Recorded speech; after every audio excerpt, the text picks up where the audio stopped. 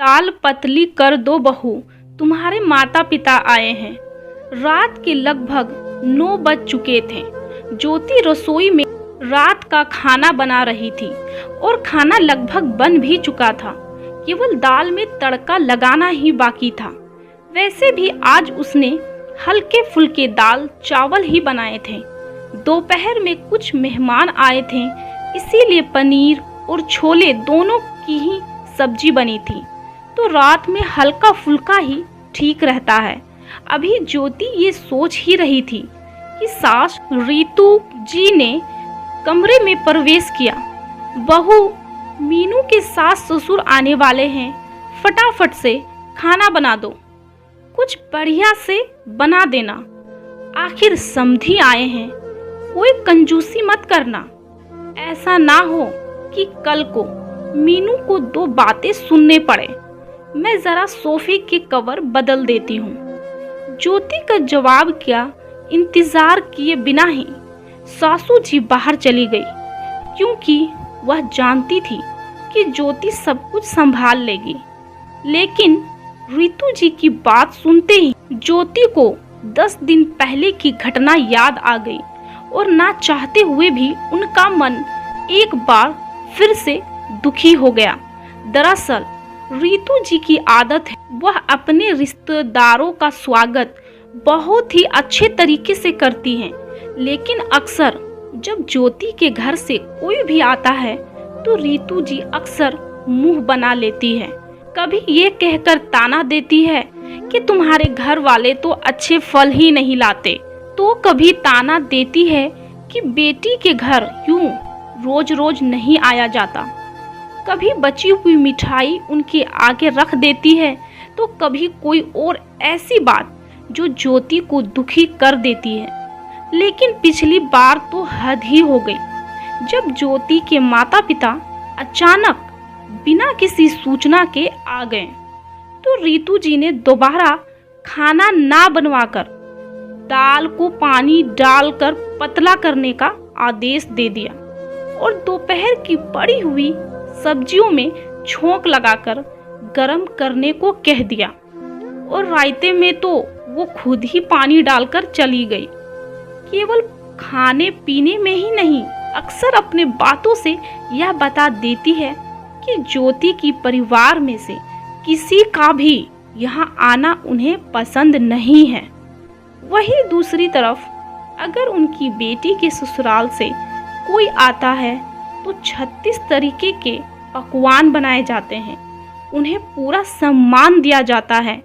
आज भी जब उन्हें पता चला उनकी बेटी के सास ससुर आने वाले हैं तो उन्होंने ज्योति को बढ़िया खाना बनाने का हुक्म दे डाला कि बाकी हर तरीके से रीतू जी का व्यवहार ज्योति के प्रति बहुत अच्छा रहता है।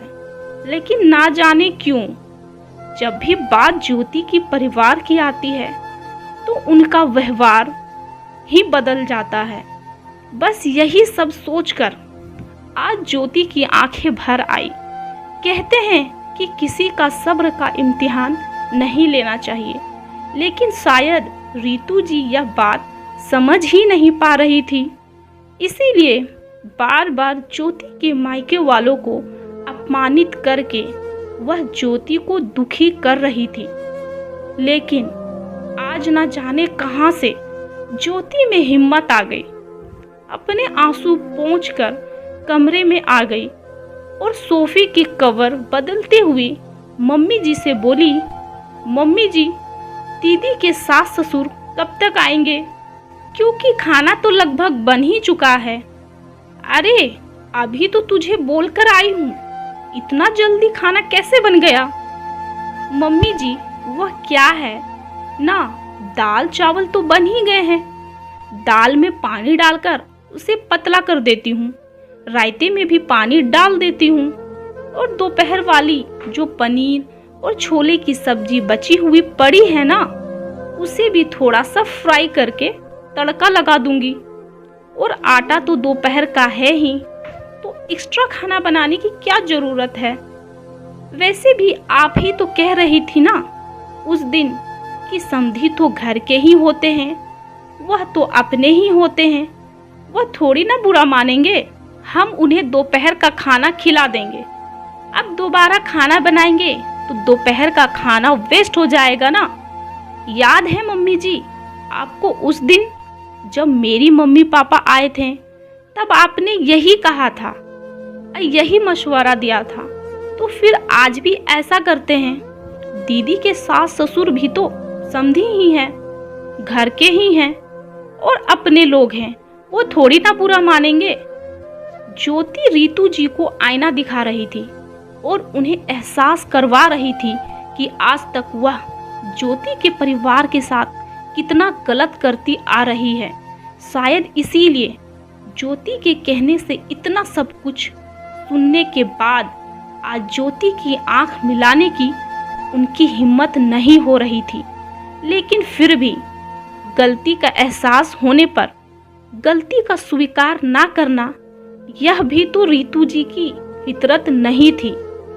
इसीलिए चंद ही मिनटों बाद उन्होंने चुप्पी तोड़ते हुए ज्योति से कहा, बेटा सबसे पहले तो आज तक जो गलत व्यवहार मैं तुम्हारे परिवार के साथ करती आ रही हूँ, इसके लिए मुझे माफ़ कर दो।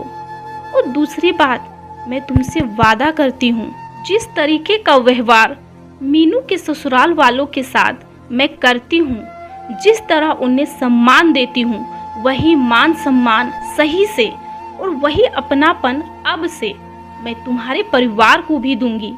देर से ही सही, लेकिन मुझ पर गुस्सा करके मुझे 2 बातें सुनाकर सही राह दिखाने के लिए तुम्हारा बहुत बड़ा धन्यवाद बेटा। यह सब सुनकर ज्योति की भी आंखें नम हो गई। दोनों सास बहुएं मिलकर एक साथ काम करने लगी। सच में दोस्तों, जिस तरह हमारी बेटी दूसरे के घर जाती है, उसी तरह दूसरी की बेटी हमारे घर आकर उसे अपना बनाती है। इसीलिए कभी भी भेदभाव ना करे और दोनों को समान तरीके से सम्मान दे। क्या ज्योति ने ऐसा कर कर सही किया या गलत, हमें कमेंट्स बॉक्स पर अपनी राय जरूर बताएं। और हाँ, अगर आप चैनल पर नए हैं तो चैनल को सब्सक्राइब जरूर करें। और यहाँ तक देखने के लिए आपका बहुत बहुत धन्यवाद।